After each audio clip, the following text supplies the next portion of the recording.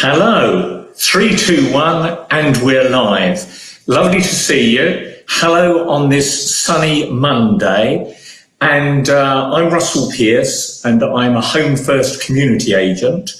All good things, or a lot of good things, come in threes. So the three things I'm going to be talking to you about today is number one, Homefirst agents teams, what we do. Number two, CCS, what CCS has been doing in lockdown and what it can help you with. And number three, a top 10, if I had the music here, and I should have the old top 10 music. So we'll play down from 10 until 1. Actually, what are the best things that people have found to cope with lockdown? So, hello, Lauren. I see Lauren's giving me a hello there. Lovely to see you all. So, Homefirst community agent. For those who don't know, what on earth is it about? Well, there's 5 of us. There's me, and there's the lovely Lucy and Kia in Musgrove. So the 3 of us deal with people who are coming out of Musgrove. And then down in Yeovil, we have Emily and Kerry. So there's 5 in the team, and then we're headed up by the lovely head, Carolyn, who is our line manager and in charge of it all. So what does a Homefirst community agent do?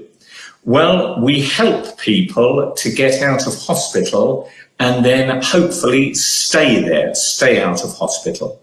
So I was given 2 pieces of good advice when I started the job. The first one was do whatever is necessary to get the job done. So one doesn't want to be too prescriptive and say, oh, we only do this. In the first instance, whatever is necessary to get people out, we will look at and signpost and help or arrange people who can help.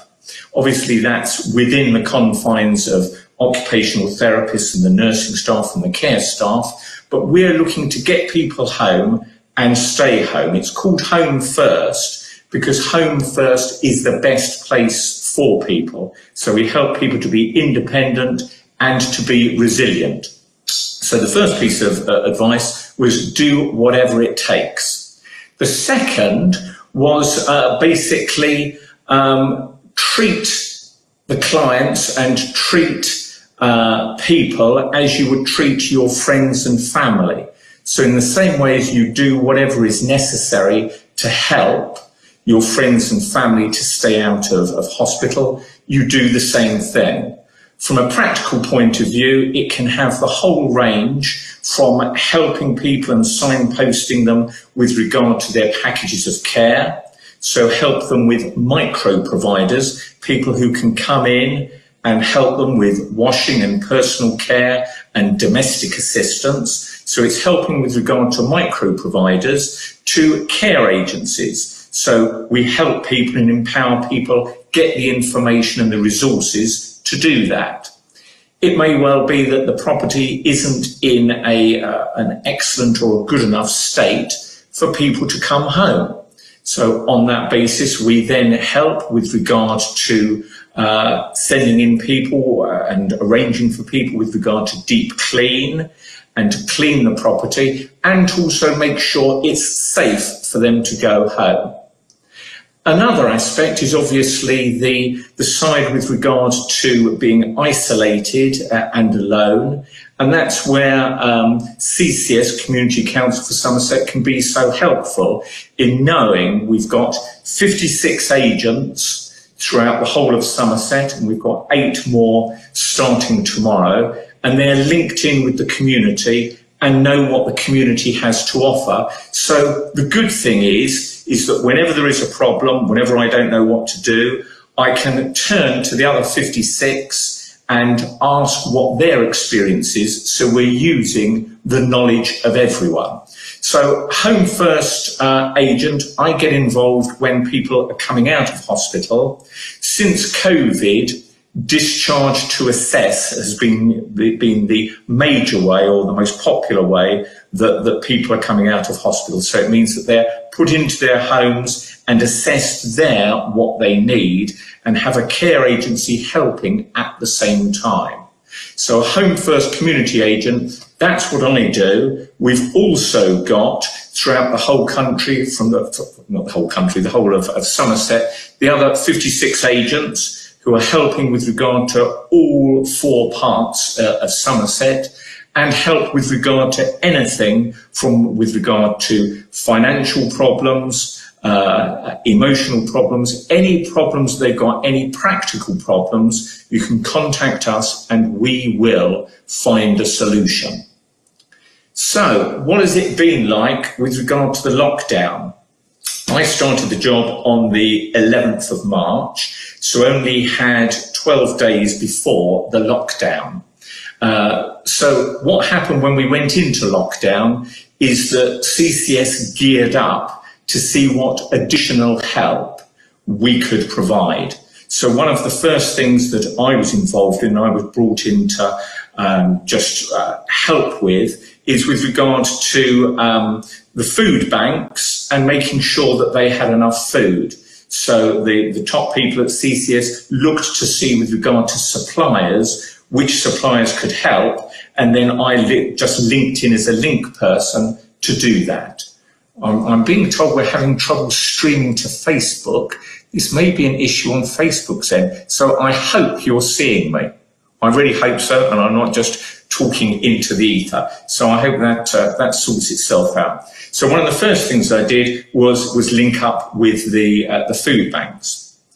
Then Somerset County Council and the 4 district councils arranged for emergency food parcels, because you remember right at the beginning of lockdown, people were kept in their homes. They weren't supposed to go out, and so they were stuck, isolated there, and often with regard to not many resources or no money and not being able to go out and get food. And so again, CCS stepped in and linked in with Somerset County Council and the 4 district councils, so that when agents or individuals came to CCS and said that they were in emergency circumstances, it would then come through via me, the agents, and we'd arrange for them to have food parcels.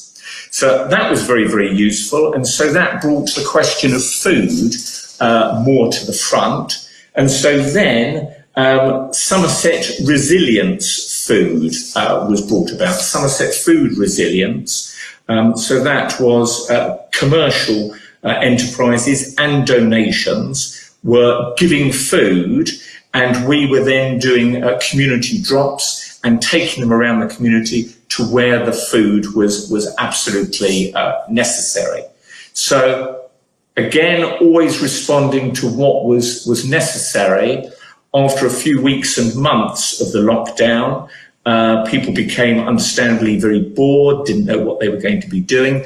And so we were lucky enough to arrange for HarperCollins to provide us with a lorry load of food, of puzzles and books that we could then distribute to the community. And again, that was a useful thing that we were able to do there. So CCS, in the same way as in 2014 with the floods, when COVID came about, we were able to respond, and the figures were absolutely extraordinary. I think in the first 8 weeks, we had 65,000 separate inquiries that we were able to deal with. So it just shows how extraordinary the people in CCS have been able to respond. And genuinely, I've been very, very proud to be a part of that. So that's CCS. What about, you're asking yourself, the top 10 things that have helped people, tools, cope with the lockdown? So I asked friends and people at CCS, excuse me, what they had found very, very useful in terms of coping with lockdown, because it's interesting that it hit different people in different ways at different times. So a couple of my good friends who've got mental health issues, I expected to not get on at all well in lockdown and not like it. But funnily enough, perhaps the fact that they didn't have to go out to work and see so many people and get overstimulated, if you like, they got into a routine and actually found it okay and found it, they almost preferred it.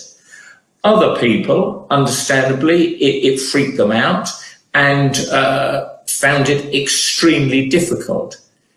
It's strange, isn't it? You can have a number of emotions in the same day. So you can go from having an absolutely fine day to actually getting cabin fever when it's all too much. So I should have the music there, but imagine the top 10 music, which I can't actually remember now, but they used to play at 5 o'clock on a Sunday evening. So at number 10, starting in a frivolous way, is what helped me get through the lockdown. And I would say it was three things.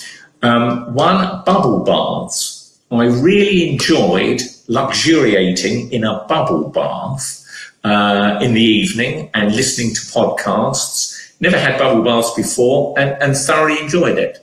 The second is that I discovered French mustard, which I'd never had before, and I have it now on everything from cheese sandwiches to almost anything. And the third is thrillers. I'm a keen reader anyway, but I'd always not gone towards thrillers, not thinking they were really for me, but got absolutely lost in thrillers, and it made me go to a different place, and it was very, very nice. So let me come, that was at number 10, let me come to what other people have said. So at number 9 is walking in nature. Now I know that we have the fine Lucy Tobias, who is doing a talking cafe tomorrow, and she's going to be out in nature. I say to her, I'm looking forward to the otters, but she tells me in my ignorance that there are not going to be any otters, because although she sees otters early in the morning and late at night, at 11 o'clock, apparently otters don't come out. So tomorrow, Lucy is going to be out and about in the Talking Cafe, and I think for the first time, she's going to be outside. So that would be very, very good. So walking in nature. I now probably do 2 or 3 hours a day of walking, which makes me feel as if I've been healthy. I've got out, I've seen nature, it's lovely. So that's number 9. Number 8, and this was said to me, somebody who hadn't taken it up before, yoga and mindfulness. She got into yoga and mindfulness and found it a real advantage, a real boon. But she also said, which I think is right, that everybody is different. It's whatever suits you. So if you want to do things by yourself or with other people, getting into the habit and getting into these new good habits is entirely individual. It's entirely unique to you. Because the idea of this week was really to have fresh habits. It was, we've been through a very, very difficult year, but now with the children going back to school and with a bit of normality coming back, it can be a fresh start. We'll leave the difficult bit of the year behind and we can have new habits, habits that are perhaps a little more healthy, a little better for us, and start them. So that comes to number 7, which is gin and cake. I asked one person what got her through lockdown, and she said, to be honest, gin and cake. And people have been understandably turning to food and alcohol in order to reward themselves and to get them through. As a bit of a serious issue, with regard to alcohol, some people, understandably, may have been relying on it too much. So it might be an opportunity now to address that and say, instead of that, bottle of wine or glass of wine or gin or beer or whatever it is to reward me at the end of the day, I'll do something a bit healthy or something that I enjoy, because I'm all for being positive and not doing things just for the sake of it. You've got to get something out of it as well. You've got to enjoy it. I'm being told that devices are not connected. Hopefully, you can still hear me. So, if any of you have been affected with regard to alcohol, what I would say is that there are resources out there. I was going to be talking to Neil Hayes of SASP, but unfortunately he's not very well today, so get well soon, Neil. But he was going to talk a little bit about if you do have problems with regard to alcohol, there is help out there. And some of the resources are as follows. There's something called Dear Albert. And Dear Albert is basically a list of all of the support organisations that are out there for you. So it's not one size fits all. It may well be that you feel happier in one setting than another. So Dear Albert is a resource that you can go to. Also, there's ESTAS, which is the Somerset Drug and Alcohol Service. So all of these you can contact via us, or obviously go direct to the internet and have a look at their websites. So that's ESTAS, also known as Turning Point. They're very, very good, and you can get in contact with them. There's also Aaa Alcoholics Anonymous. The difficulty is obviously with COVID in these times that there hasn't been face-to-face meetings. My understanding is that that's now coming back, so those face-to-face meetings can be revivified, if you like. There's also NA, Narcotics Anonymous. Again, you can get in contact with them. And two other ones are Smart Recovery. I know they meet on a Wednesday lunchtime here in Taunton. So Smart Recovery may be something that you can help you with. And also, obviously, the effect of drinking too much and alcohol problems is very, very deep and profound for families. So on that basis, support for families you can get with Al-Anon, and again, they may be able to help. So if you felt in this lockdown that you have become too reliant on alcohol, or you've had a problem with alcohol, then all of those organisations can help. Right, on with the countdown. So I think that was number 8. No, it wasn't, it was number 7. Number 6 is technology. Well, perhaps a bit controversial. Technology is certainly not a favourite with me, particularly if you're not seeing me and I'm just talking to myself. But for some people, technology has been an absolute lifeline. Being able to talk to friends and family and Zoom, and also with regard to the children being at home, a way in which they can be taught. Somebody was saying that her brother was in Spain and so could do some Spanish lessons. You get music lessons in there, and it's been quite nice, the technology. Obviously, it's been a way of keeping in touch with work colleagues, and so with Zoom and team meetings. And it's nice still to be able to see faces, because I think in the depths of the lockdown, it was difficult, and a lot of people were suffering from not seeing enough people. And certainly for somebody like me, who's a big extrovert and I like to see people, it was, difficult not to get out there and actually see a lot of people. So number 6 in the top 10 is technology. So number 5, we've got Perspective, Laugh, Connect. What on earth does that mean? Well, I think what it means, everybody likes to laugh. It's very, very important. I can't tell jokes, otherwise I would tell a joke. But it's very, very important to laugh and to be light, because in the end, everything matters but nothing matters dreadfully. And so no matter how bad things get, it's important to try and have perspective. Obviously, if it is a practical problem and a problem that you need help with, contact CCS. We will look to solve that problem. We'll signpost you to whoever needs it.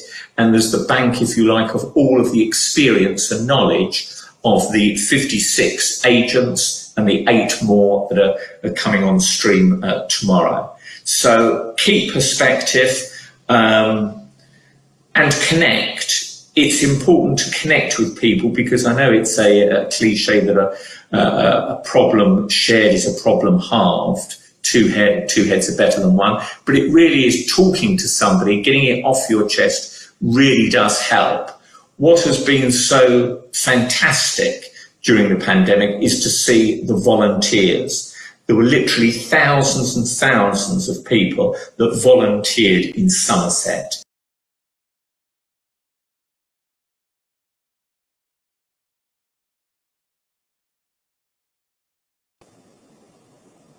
And I'm back.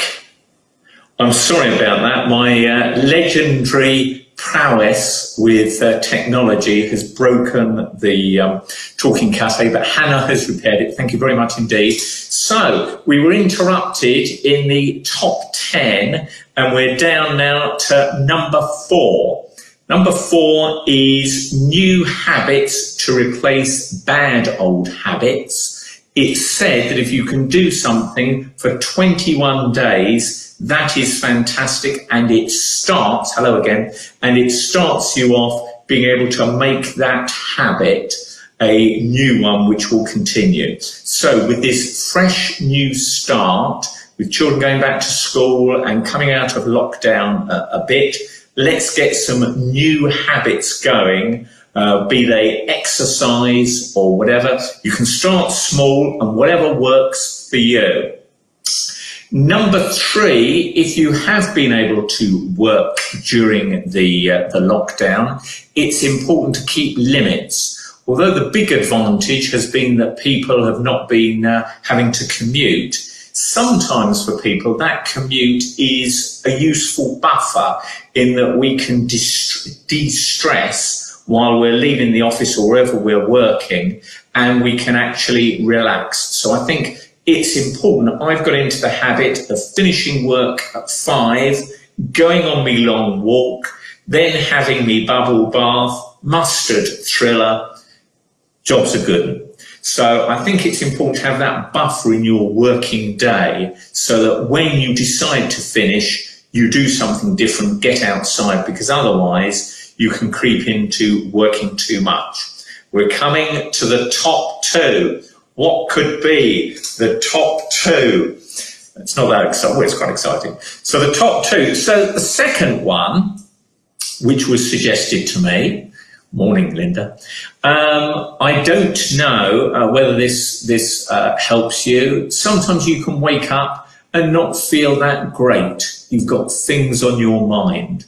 So what is suggested, was being suggested to me, is spiritual windscreen wipers, which is basically for 10 minutes, paper and pen, and you just write out whatever is on your mind. It doesn't have to be good, it doesn't have to be grammatical, it doesn't have to be important, but if you've got worries or concerns or badness, just get it out. 10 minutes of getting it off your chest apparently works. And lastly, the top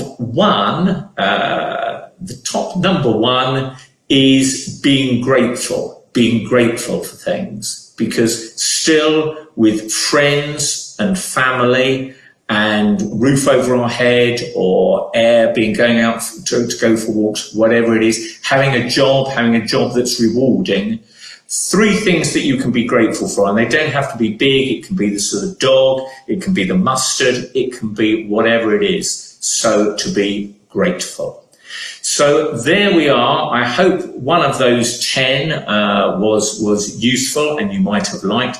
Sorry about the technical problems. For the rest of the week, what a week we've got. We've got Lucy tomorrow, outdoors, not with the otters, but that will be great. Izzy Izzy Sylvester, she will be with us on Thursday, and she will be doing either with regard to exercise or diet and food. That will be great. Lauren Giddins on Friday, mental health, tips to help with your mental health. It's been difficult, obviously, for everybody, but there will be all sorts of good things in the next talks. And what I'd like to say to you is enjoy everything, accept everything, and if you've got a problem, if as a member of the public you've got a problem, please go to our website, Community Council for Somerset, or give us a ring on 01823 331 222. And hope you enjoyed this. Have a great Monday. Lots of love.